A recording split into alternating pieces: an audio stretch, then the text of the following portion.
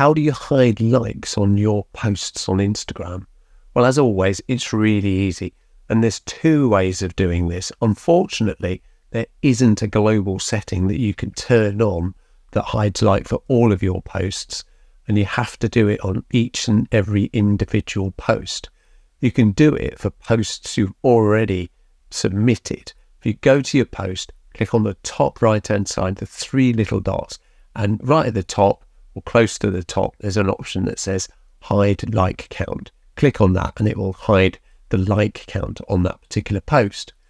The other way to do it is when you're submitting a post. So select your post and then hit next. Once you've set up your image, then you can click next again and you get to the page that enables you to share.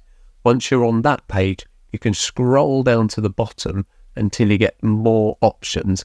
And in that page, close to the top, it gives you an option to hide likes from this post. Click on that and that will hide likes from that post from then on. I've challenged myself to record and submit 7 YouTube videos in 7 days, all to do with Instagram tips and settings, etc., in the hope that I can help you get better engagement out of your Instagram account.